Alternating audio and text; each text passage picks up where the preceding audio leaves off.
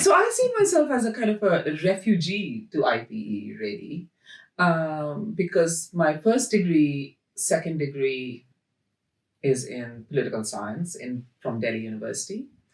And then I did my MPhil in Chinese studies. My PhD was on Chinese politics,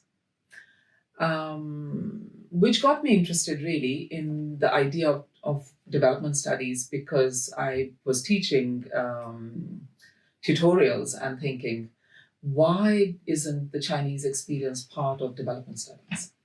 You know, so that was quite interesting as a take on development. But also, just to go back a step, in Delhi, the political science syllabus was fairly narrow, fairly mainstream, fairly Anglo-American. But we had a very good grounding in Marxism. And because, of course, it was all about the greats and the great men of political science, but also a very radical tradition of politics in Delhi University. So, and my parents were both academics, and they were both Marxists. So that was my background. And you can't really not do political economy if you are growing up reading Economic and Political Weekly, which is the big journal in India, New Left Review, and Monthly Review. So it was just kind of osmosis, I suppose, at one level, but I never recognized it, obviously, as international political economy. It was kind of a young sub-discipline field, whatever you want to call it. The second thing I think, which was quite interesting about doing my first couple of degrees in Delhi, was the emphasis on colonialism and the place of India as a post-colonial state. So, unlike here, where kids don't in the UK, kids don't study that area of work at all, we grew up reading about the impact of colonialism on the Indian state, the Indian economy, the Indian politics. So, in a way, that connection between politics and economics comes through both of those things. And then, of course, that led me to be very interested in, on a theoretical level, in dependency theory and world systems theory and all that stuff, which was very much part of the syllabus, but also in Chinese politics. So Marxism is, I suppose, the reason why I could never distinguish between political science and political economy. I call myself a failed economist sometimes because I could never do numbers. But at the same time, I always wanted to know what the structures were of political institutions, etc. So I suppose, but then when I was writing my first big book in 2002 after my PhD, and I had moved from Chinese studies to development studies, the title I'd given it was something like, Gender and Development, Nationalism to Globalization, something like that. And one of the reviewers, who was a development studies person, said, no, you can't have that because you're not a development studies person. And they insisted that the book is called what it is now, which is The Gender and Political Economy of Development. So I was like, okay, so you don't want to be in development studies. Why? Because I do not have an empirical field that I return to, like, they do in development studies. So that's why I say that I'm a bit of a refugee. So I was told I'm not development studies. And then looking at, I suppose, once I got interested in gender and gender issues, you can't really think about gender and unpaid work without looking at political economy anyways. So thankfully, the gender and political economy people didn't kick me out. But it did allow me to think about something which I think about a lot, really, which is the question that you will inevitably ask me at some point, which is, what is the point of disciplinary boundaries? Because coming to Warwick at that time, we did not have such a big, I joined Warwick in 1989, so a long time ago. We did not have the group of political economists and international political economists that we have now. So I always worked outside, and it was a very narrowly focused department, right? And I always worked outside the department. I worked with sociologists, with lawyers, lived with a lawyer, so that's kind of useful. With economists. So I've always felt that I'm kind of not of. And then very much later, a colleague of mine who's a political scientist and quite a well-known political scientist in this country, she told me that I was not a political scientist, right? Oh. So. I don't imagine you accepting these exclusionary. No, but you know what? I think it can hurt you still because, and also depends on where you are in your career, right? And I think that is why I do feel that we've got a real sort of responsibility towards our younger colleagues not to be told this kind of nonsense. But at that time, I was like quite taken aback. But it was also very liberating. I said, yeah, I don't want to be a political scientist anyway. So I think maybe transdisciplinary work is what I aspire to. I don't know whether I do it or not yet, but I aspire to. Coming to the UK was kind of quite an interesting, I was desperate to get out, as most kids are, because my parents were both in Delhi University, which is one of the best universities in India. So there was no reason for me to go elsewhere. And that's not the tradition in India anyways. And this is pre-liberalization India. So it's like, it wasn't as if it was easy to get away abroad. Anyways, I got a scholarship, which was a very good scholarship to go to Cambridge to do my PhD, which was great. And it was, as I said, quite an interesting experience, really, because on the one hand, you go from a relatively privileged position to a very privileged position in terms of, the universities. And you have a sense of familiarity with this in terms of the language, in terms of the readings we have been doing, though I did not do any Foucault before I came to the UK in 1985. Wow. I hadn't read, it wasn't in our syllabus at all. So there were some challenges, obviously. The weather was one, the food was another. But also negotiating international landscape in a way, in a very small place like Cambridge. How do you all of a sudden I felt I was being called an Indian, and I'd never thought of myself as an Indian till that point, right? And I think most migrants think, they come across that. All of a sudden I would be asked like, so as an Indian, what do you think about? And I said, I don't know. I can tell you, what I think about it as a Marxist or as a, political science person or as a Chinese studies person, but Indian? So there are all those issues around identity, which were quite interesting to negotiate. But as I said, it was a very privileged transfer from one landscape to another. And I thoroughly enjoyed my time. Met Jeremy there, my partner, and so we had a great time. But it was also the time when I started feeling that I needed to do a bit more than looking at China in a very narrow register. And I think it was the multidisciplinarity of the college system. And I was at SPS, which was Social and Political Sciences, with sociologists, psychologists, political economists, that opened up my eyes to literatures across political science. So that was really good. Applied to Warwick, I had no idea what sort of a place Warwick was. I had no idea. As an Indian, All I knew was Oxbridge, LSE, SOAS, right? Those were the places where you went to. Otherwise, don't bother. Right. Manchester, maybe. Edinburgh, yes. But that was about it. So I had no idea about Warwick. Indeed, when I joined, so I had to ask my head of faculty, which happened to be at that time Anthony Giddens, as to like, should I apply?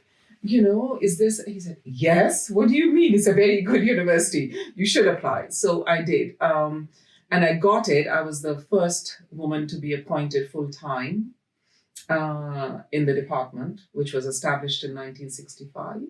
Right. Which was weird. And the interview was very strange. But REF was already, or RAE as it was called, was already on.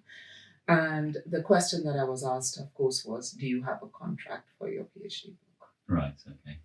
And I found that the most peculiar question that it was not an intellectual question for me, but I had, thankfully. Anyways, I got the job. Why I stayed was, I think, it was tough. It was very tough because, as I've already said, it was a very mainstream department. People were not happy with my appointment. It disturbed the all-boys club at that time a bit, I think. So not everybody was happy. But I had wonderful feminist colleagues who were at the Center for Women and Gender. And they came and knocked on my door and said, this is a terrible department for you to be trapped in. Come and be with us. I came to rescue you. Rescue. I was absolutely rescued. It was Carol Smart and Carol Wolkowitz and Annie Fizakli, Terry Lovell. And they were really exciting people to work with. And so I was rescued, as you said. And then I think the CSGR happened. And Richard Higgett came, and then there were a lot of appointments made. And before I knew, there was that old settledness was disturbed, and we had people who were in a field that I could understand, I could relate to, and I was already at that time working on issues around gender and work. So that was really good, even though my colleagues were not necessarily interested in my work, but I was interested in theirs. So that was better than before, at least. And I just think it has been a really good place to work, Warwick. And I've been obviously had offers, etc., to go elsewhere, but I've decided to stay. And part of that is about, of course, social reproduction, which is, I had 2 babies, and then you stay because they don't want to move, and Great. But I've been very happy, and actually I'm the happiest now in my department. I think I've got a great set of colleagues, and so many more women, and now thankfully I think we had about 5 or 6 women professors, which is not bad, not equal, not enough, but not bad compared to where I started. Because you'd edited this book, or been involved with this book on post-communist transitions. Oh yes, that was my first edited book. Yeah, in terms of subject matter, and that you're working on now compared to then, it struck me as kind of such a difference. Yeah. But actually, in many ways, very similar. But I think also what happened was, Stuart, that actually when I was doing my fieldwork in China in 1987. It was on Chinese education policy reforms. And the idea was, of course, to think about how people resist, even in authoritarian states, and all that Vivian Xu kind of, the literature on the state that I was interrogating. And what I kept hitting against was, because it was a system where graduates were then allotted jobs, that women graduates that I would interview, they would always say, oh yeah, our peers would be given college jobs and we'd be sent to the schools. And that alerted me. And then coming to Warwick and being with these fabulous women, sort of, who were working on gender issues, that's what got me sort of thinking about it together as in one frame. And so that book comes out of that sort of, conversation, because it was Annie Fizzackley, myself, and Hilary Pilkington who edited that book. And it really made me think how the kind of intersectional approaches to sort of, socialist politics, which I hadn't taken before, was necessary. Yeah. So that's how it's kind of, but I've also got to say that I think, again, that is to do with personal histories, I suppose, that I couldn't at that time go back, because this was immediately after Tiananmen Square that my book came out. And I knew that I wouldn't be given a visa. I'd almost been frozen out of the last bit of my fieldwork while I was there. And my Chinese, though I'd studied Chinese for 2 years and I interviewed students in Chinese, but it had always needed topping up. And very quickly I began to think that I was losing it. And I didn't want to carry on working on China only with English and doing elite interviews. I wanted to work on the ground. I wouldn't be given a visa to do it, etc. So that moved me to think about, like, okay, what are the bigger questions of development and socialist development in particular that I wanted to work on? And so that was my way out of Chinese studies. And the other thing personal that happens is, of course, I was commuting now not commuting, but going back to India from the UK with 2 little babies, with my parents getting older. Mm-hmm. And if I wanted to do some work, I thought I'd rather be closer to them than go elsewhere, right? Even though my father was the one who inspired me to work on China. So all those kind of things, but I think I gave up on working on China in the early 2000s after the textbook came out. So long journey, really.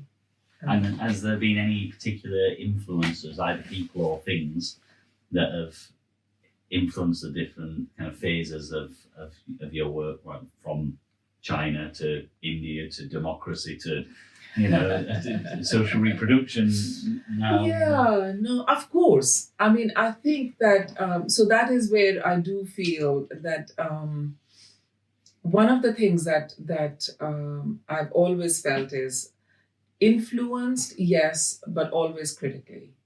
I've always tried to interrogate the people who I've read. And so, like, in terms of Chinese studies, I was supervised in India by Professor Manoranjan Mohanty, who's quite well known in the country as a China scholar. He's just brought out a couple of books on China. But I was also, of course, influenced at that time by the work of scholars who were looking at Gordon White, who absolutely mentored me, and he was a political economist. He was a China specialist. He was at IDS. Jack Gray, who's a historian, right? China historian and Rebellions and Revolutions. His book is absolutely fantastic. He was my external examiner. So there were lots of people who influenced the China work. And then, of course, when I started reading the feminist literature, a huge bunch of people, both close to me and further away. And I think at that time, in terms of political economy, people like Maria Mies, really important, who brought gender Marxism and sort of in a way what we would now call decolonized understandings of global capitalism to the fore. I think she was quite Vandana Shiva. I was very critical of her work because I thought it was quite essentialist, but it opened my eyes to a different but important area of research, which I want to return to. Obviously, the big theoretical influences, Sylvia Federici and Nancy Fraser. People who worked in development studies, sort of, Diane Elson, really important, and Ruth Pearson. So I think all of those people kind of, and in terms of politics, this was quite exciting for me, as I've already said, to come here and read non-Anglophone work in English, obviously, but looking at post-structuralist, post-sort of modernist theorists, both in development studies like Escobar, etc., and that book that came out, I saw that Marianne Marchand and Jane Pappard's book on sort of but these were I always wanted to kind of critically engage with them and join. So I didn't treat them like a canon. Right. Yeah. They just took me to another place that I, could go with my own thinking, which I am very grateful for, obviously. Great. Thank you. And if you were to advise a student to try and get to know your work, which of those, where would you say, is the thing to read to get to know Shirin Rai? Oh my goodness! Yeah. Which area of that research would you really direct them towards? Which are you most proud of? Well, I mean, I think if I was to direct them to the way my thinking has developed, I would direct them to the book. The political economy of development, because that is where I started bringing all these threads together, but also doing it in a way for students to understand the genealogy of and the history of the terms that we use so easily. So, for example, how does development connect with nationalism and nationalist struggles in the third world? And why do we sort of move from calling it the third world to globalized world. So those genealogies I set out, and it did take me, and I have to say a lot of the thinking I did was also as I taught, because students were asking different questions, because that was also a period that we all lived through, I suppose, of the fall of the wall, of the kind of triumphalism of the West, of capitalism and end of history. And I was appointed to Warwick to teach, what was it called? The politics of communist states, right? So I taught Soviet and Chinese politics. And here it was, that world was collapsing, and this was this new world. And yet there are these long genealogies of the ideas that were being fought over at that time. And so I suppose that gets reflected and distilled into that book. But obviously, given where my work is now, then I think if you want to read my work and see where my thinking is, then I would say the 2007 work that I did on social reproduction with Catherine Hoskins, which is where we also tried to upend the North-centricity of IPE.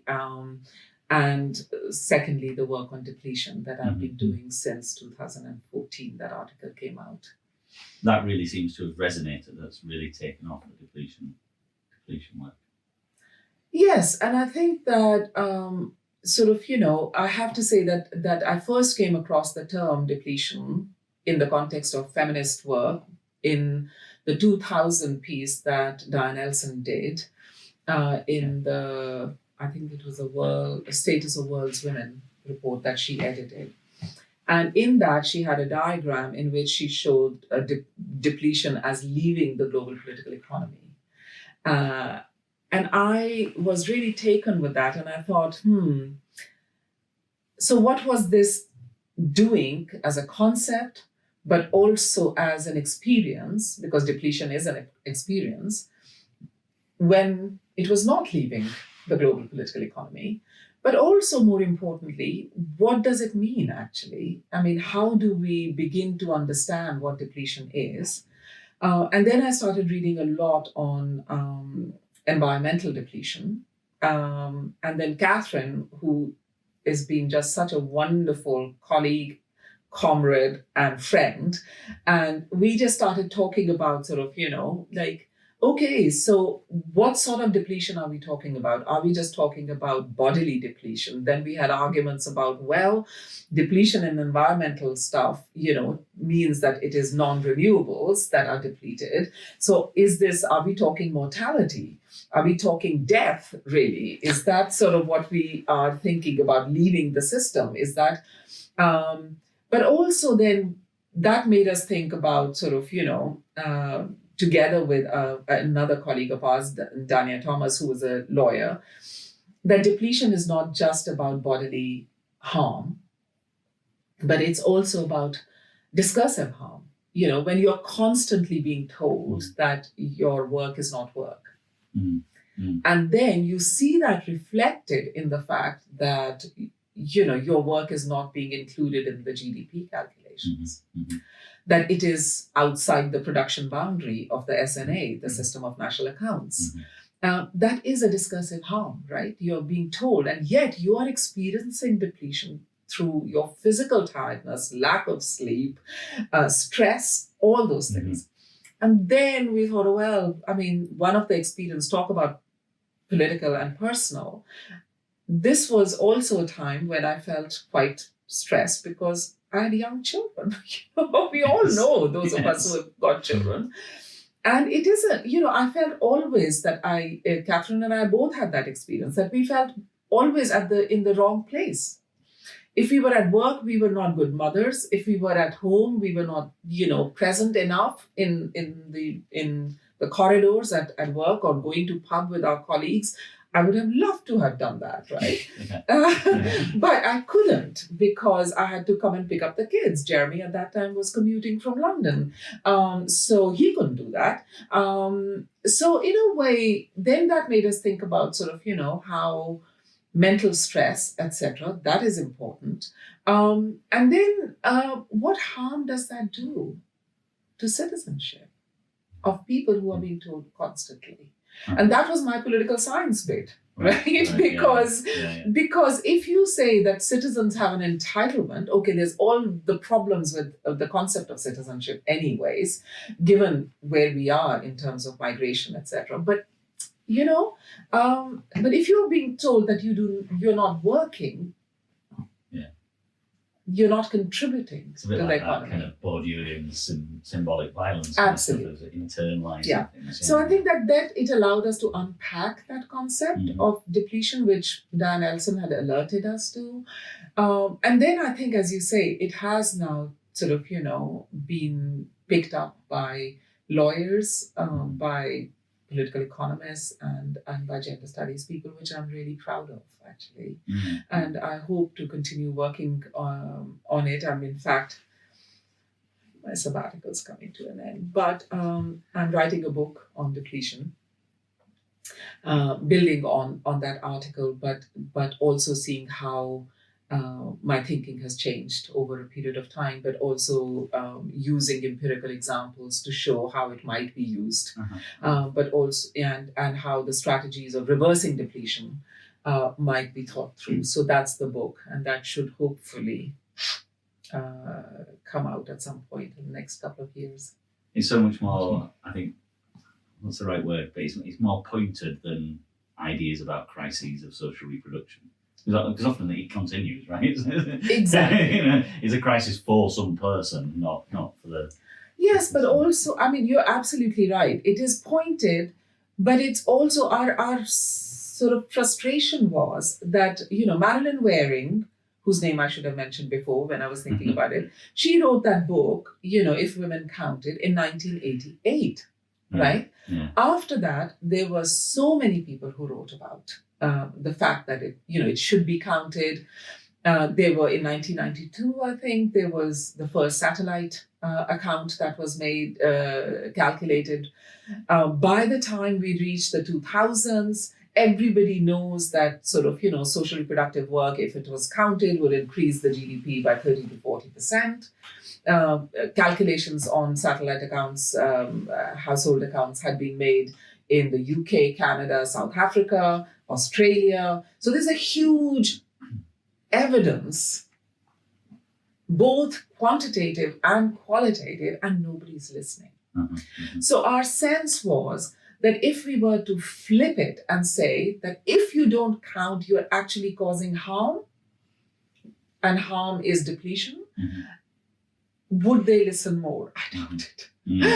But it was trying to flip that argument out of frustration, really, as well as to unpack what are the costs of social reproduction. And you're absolutely right, Alex, that the crisis of social reproduction is an everyday crisis. And people are living that all the time, but nobody is listening and nobody is looking. And we look at what is happening now in COVID. During COVID times, we know that women are now submitting fewer articles to journals. We know that women are working longer hours in terms of homeschooling and childcare at home. We know that women are doing the sandwich care work, which is looking after elderly parents and young children more than men. I'm not saying men are not doing it, but despite all that, we still continue to see that as non-work. And it is, as a feminist political economist, it is so frustrating. And that is something that then does bring me to the issue of, what do we write for? Do we write for anything? Not in a kind of awful way of, what's the impact of your work?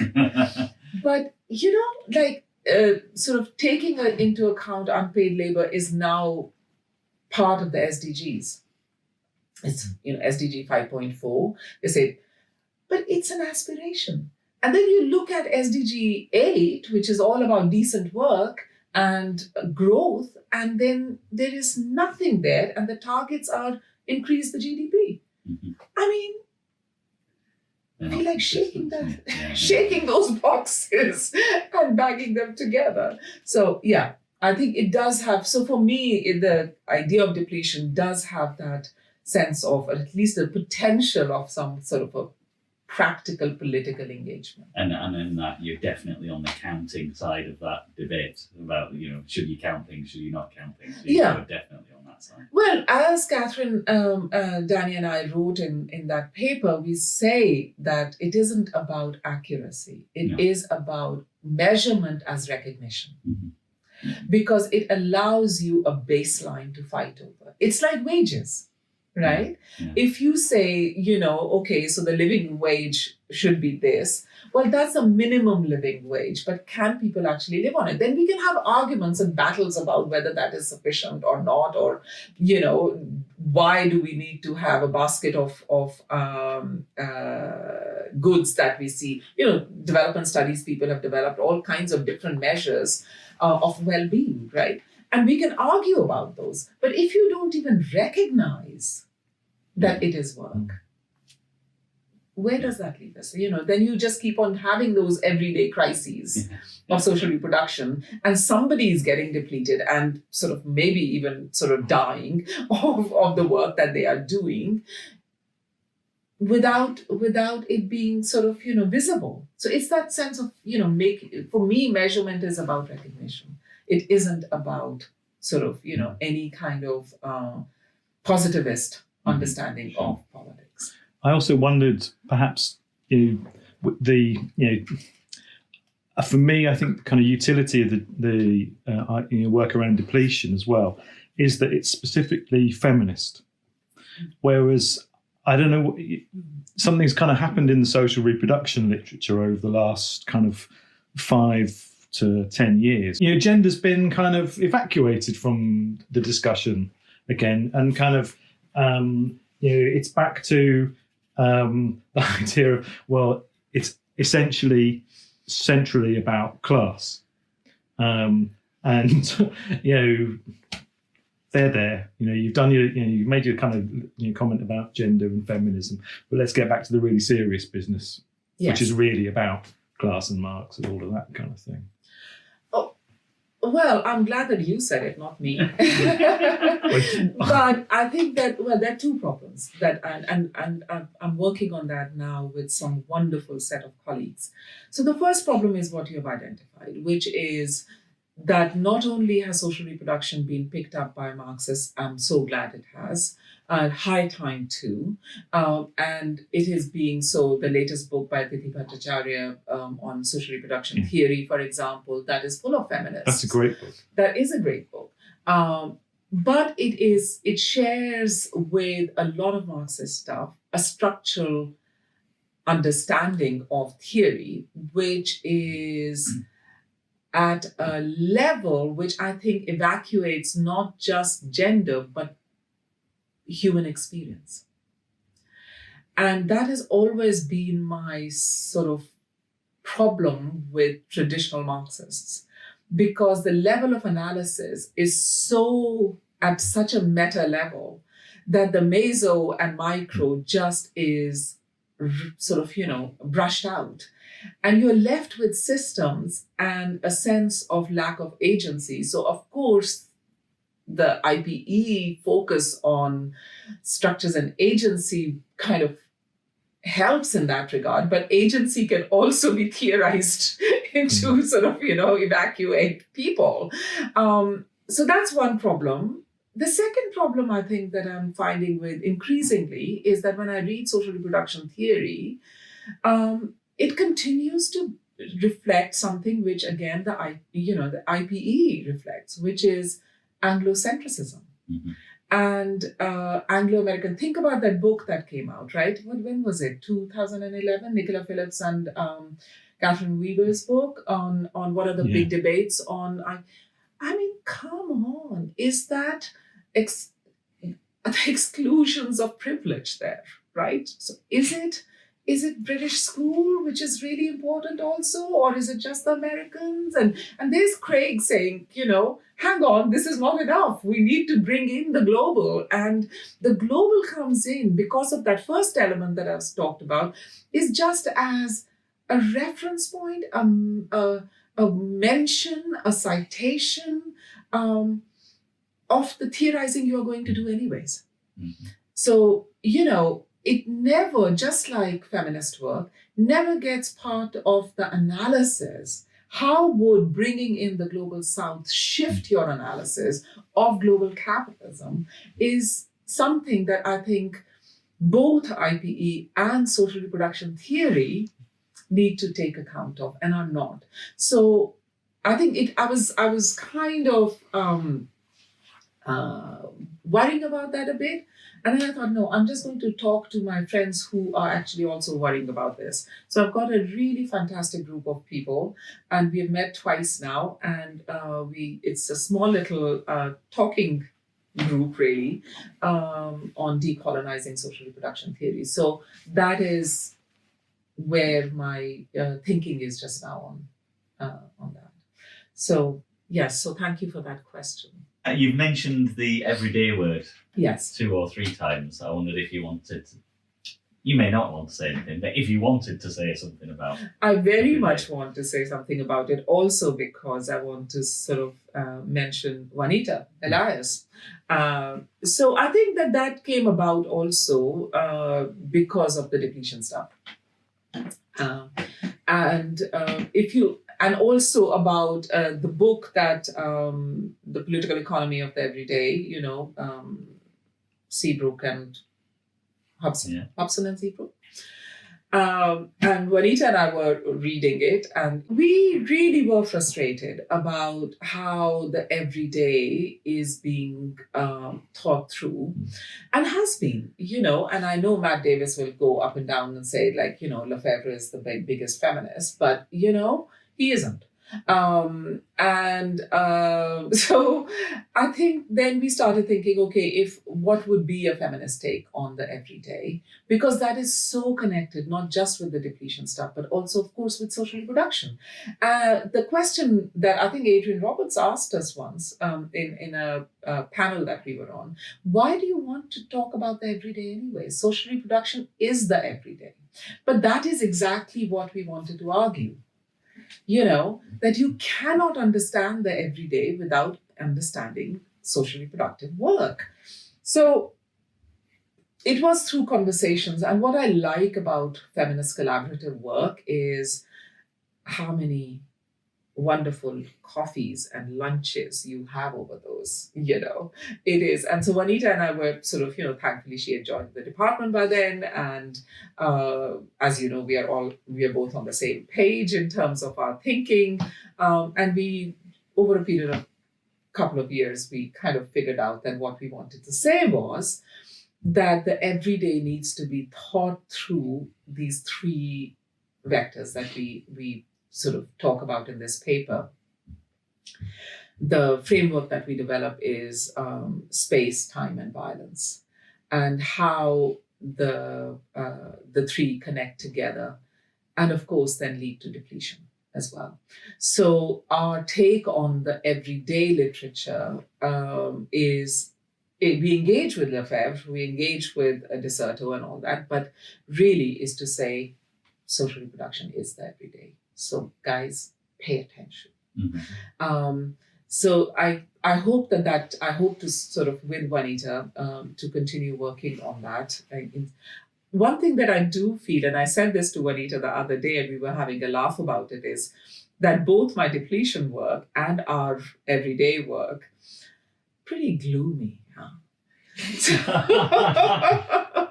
It's pretty depressing. So we thought that we actually, maybe one thing that we did leave out, though we haven't entirely, because in the section on space, we do talk about the work of Shilpa Phadke and her colleagues on loitering in public spaces and just enjoying public spaces.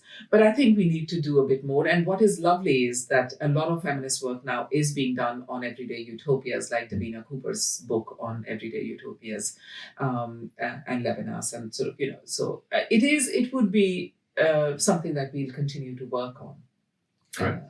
Thank you. And again, a more accessible language, so like depletion's accessible and every day is that, you can say that to people in the street and they understand what you're talking about there. And if you can zero in on their experience of the everyday, their experience of depletion, that makes a connection between the kind of theoretical debates and their everyday experience. Absolutely. And also, of course, it methodologically builds on the feminist sort of insistence of place of experience in our theorizing. Uh-huh. And that has been something, if going back to your earlier question, what would I say to a younger colleague, is that theorizing, of course people do theorizing in different ways, but one thing that I've always done is to theorize ground up. Mm-hmm. Sort of, you do your empirical work, but don't become an empiricist. You do your theoretical work, but don't theorize without that connection between empirical and theoretical work. So I think that, yes, you're absolutely right. And one thing that I do have, and I've raised this in many feminist contexts, but we haven't come up with any alternative. It's like, you're right. What do you say to somebody like, you do socially productive work? What? If you say you do care work, yeah, or you do, everyday work or your everyday experience, they understand that. Mm-hmm. Mm-hmm. So, but then, of course, you also lose out if you do sort of, say care work, you lose out on what social reproduction means. Mm-hmm. So I think concepts matter, mm-hmm. and the clarity of concepts matters, but at the same time, it can get in the way sometimes. You mentioned something about methods, and actually, before the interview, I said I'd flick at the China work and so on, and then you've got bits of work that's a bit like literary critique, and then you very early in doing the kind of interview kind of style stuff too. So I wondered if you had anything to say about methods in your work or in IP generally. Yes, no, absolutely. So just now, I'm working to develop, it's already been published as a toolkit, but I'm working with Jackie True in Monash University to develop a methodological approach which is slightly different from what is a very traditional but very rigorous approach to social reproduction methodologically, which is time use surveys. Mm-hmm. And I got interested in time use surveys because of course, depletion and the kind of evidence that feminist economists were producing, which was excellent, to say, look, if you wake up at 4 o'clock in the morning as an Indian woman in the village and you don't go to sleep till sort of 11 o'clock and you are working along, there is something that is happening. But that was, again, going back to the measurement question, it made visible through time use surveys. My problem, I hit this problem when I was in Delhi trying to do a small project, a pilot project on women in cross-class understanding of women's work and social reproduction in Delhi. And I hit a problem at two ends. One, at the bottom end, where domestic workers did not have either the time or the capacity or the capability in terms of writing to fill in any diary. Right? How do you fill in? Do you stop and fill in diaries? No, you can't do that. At the top, upper class women, educated, smart, working as professionals, couldn't be bothered because they had too many other things to do. And if they had some time, they would rather spend some time chatting with their friends than filling your diary. So what do I do then? And so I developed this way, which is now we are calling Feminist Everyday Observation Tool, FIAT, and a bit of a mouthful, which is that I got a researcher to shadow people every day. It's very labor intensive, but it is not the labor of the people who your participants are. No, sure. So Pooja Ghosh, my researcher, she was fantastic.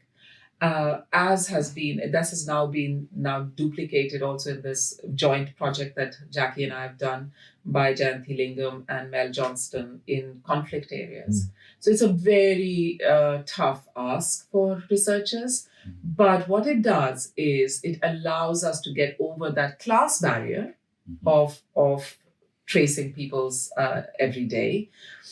But it also allows people to reflect on them. So what the methodology is sort of, the time use is carried out by the researcher. Then the researcher goes back the next day and talks to people about what were they feeling when they were doing what they were doing. Right. And that is so much driven by the depletion understanding. That if you are feeling totally exhausted at some point, why are you feeling totally exhausted? And we have found that the data as a result of that has been so rich, especially because we had two very conflict-driven areas in Sri Lanka and Myanmar where this research has been done. And women just almost had these eureka moments with Jayanthi and Mel, and they said, we never thought about that. You asking that question has made us think that, yes, our labor is not being recognized. And why is it not being recognized, etc.? So I feel very excited about that. Activism as well as exactly research method, right? Yeah. But it does have it's as I said, it is actually quite difficult as well for researchers to do that, and sort of it's so intrusive. But obviously we take all the permissions, etc., etc. But because women understand what it is for, then I think they are on board as well. So I want to keep on developing that as well. Sort of, do a bigger scale studies to scale it up and see whether, because we have just done about 19 people so far. And so we want to do it. So I put in for an ESRC project. I never get those. So I'm sure I want this one as well. But that's a methodological thing that I will pursue. Do you want to say anything about what you think the big debates in IP are going forward, or people that you're reading now, people that you're finding influencing your work going forward? So 2 or 3 things really. One, I mean, we've already talked about what the debates kind of, need to take into account. I think it's wonderful that our students are forcing us to think about decolonizing our curricula. And if the IPE community doesn't listen now, then I will just despair. And as a result of that, I do think that we need to reach across disciplinary boundaries to think about how we might do that. The work is out there. It's just like feminist work is out there. It is just engaging with that work and making sure that it is not citational, that it is about the way we teach and think about IPE. I think that for me is the big question for IPE just now. Yeah. How do you do that? It's not easy. It is uncomfortable. It is, like I said, sort of even methodologically, we might not even have the tools just now because we never had to have tools till now. But this is the big moment of bringing in issues of race, class, and gender centrally to the debates on IPE, right? So that's I would say is the one thing. The second thing I think, I'm guilty of that, as I've already said, I'm like such an EO. I think of feminist political economy, depletion, and the everyday, oh God, yes, space, time, and violence. It's kind of, but I do think that we need to come up with some alternative envisionings. And I think that work is beginning to happen. It is something that I think that maybe the moment is also appearing with, starting in 2008, but look at this COVID and the impact on political economy now. But what do we want? I mean, we do not want Marx to come right on barbarism, do we? I mean, we do want something which is hopefully, it's just more hopeful to look for. So then what do we do? All this critique that we've had, etc. And I found a sort of, so 2 books I've just read recently, one not so recently, was this dialogue between Nancy Fraser and Rahel Jaegi on capitalism. Where do we go?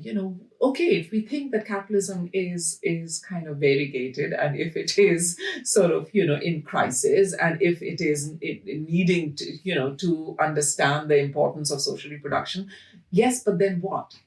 Where do we go? The second, I think, is Silvia Federici's work, which is on commonings, and this book of hers that came out on re-enchanting the world, which connects so much. What I appreciate about that book is that it is so connected with actual struggles going on in the global South, in the global North, in developing, thinking about, and the way that is affecting my book is, and my own thinking, is that in the paper on depletion, we don't only do gloom and doom, we do say that there are ways of reversing depletion. The biggest class tethered way of reversing depletion is mitigation, right? Where individuals can buy in labor of others to mitigate their own depletion, right? But then there are the other 2 things that we talk about, which is replenishment, which means, what does the state have to do, and what non-state actors, I suppose, also, and then transformation of social relations, really. And I don't think that I have thought through enough in terms of, I've thought through about the state. But there again, sort of, what about countries where the welfare state is not there? That is not the issue that people are asking, right? So we need to think about the state much more creatively than we have. And yes, of course, the battles of defending the welfare state here in the global North are really important. But there are also debates going on about the state in the global South, which we need to take into account in the context of global capitalism and the way in which the 2 zones of accumulation are connected, right?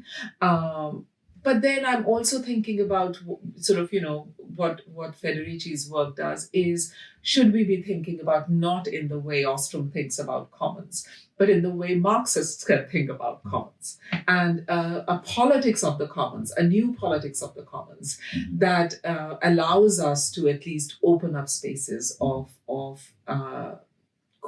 collaboration, cooperation, and change, and social change. So I think that's where, and one of the ways in which I want to do this, and I do want to mention this, is through crossing those disciplinary boundaries. So I feel like this is also a moment when many of us are doing that. People like Matt Watson and Lisa Tilley, for example, have talked about raced markets, right? Matt is also, and James Brassett are working, have contributed to OUP handbook that I've just sent off to the publishers. I'm co-editing with two theatre studies colleagues of mine, Sylvia Jestrovich and Milja Grahovic, and a political theorist, Mike Sayward.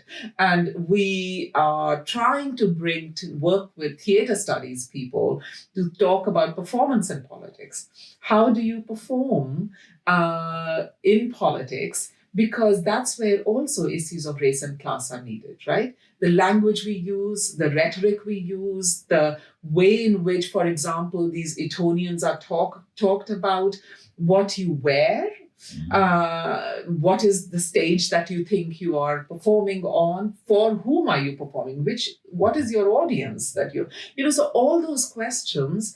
And James, I think, has written about the economic crisis and the place of comedy in British political economy. We need to get out of our small silos, I think. Now is the time, and I feel very excited about that. If you were giving advice to a young scholar in IP, would there be particular sets of advice that you would give them, particular recommendations? If you've got adult children, you learn not to advise.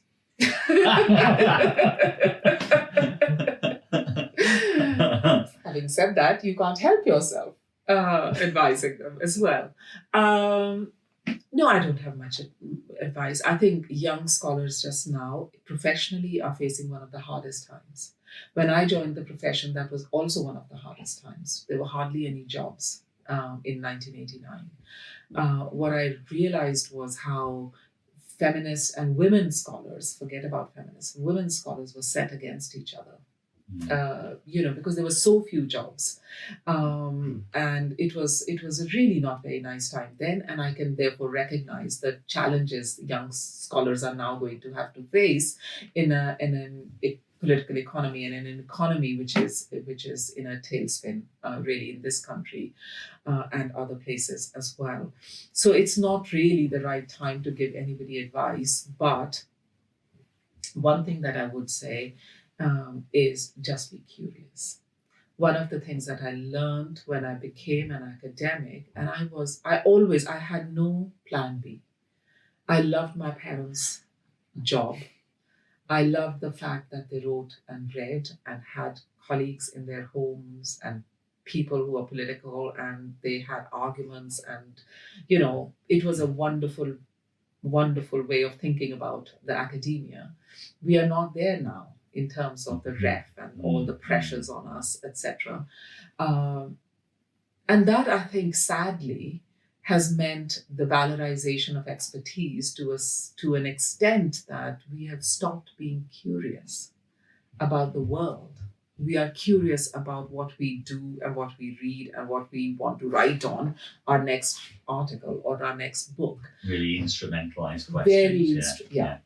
And I've always felt that, and that's why I suppose in a way sometimes I do feel, take my example as a negative example, because I feel always very sort of anxious about whether I'm skating on very thin ice. Have I read enough of this? Did I read that book or not? Or is this the right debate to sort of, because if you think about the last book I published, as you know, last year was nothing to do with political economy as such. It was about the Indian Parliament. Then I'm working on these performance and politics literature, which is fascinating for me. And then there's my political economy work. And I feel in all these three areas very anxious at times. Mm-hmm. But this is what has kept me being convinced that being an academic is the best job in the world, because I I'm coming across new ideas all the time, and I'm joining dots which are so, lead to such exciting, maybe sometimes alleyways, sometimes byways, sometimes, but I just feel that is what I would say. Keep your curiosity alive. And I think the second thing is obviously work on what really interests you. Otherwise, don't bother, because what you don't want is to think of it as a job. Of course, and I don't see this in a kind of a Pollyannish way. Of course, it is a job. It is an income. You have to pay mortgages. There's this whole political economy of our everyday life that we have been talking about. But at the same time, to sort of, think of it as something of interest, and connecting those dots allows you to do that. And be a good political economist. What else can I say?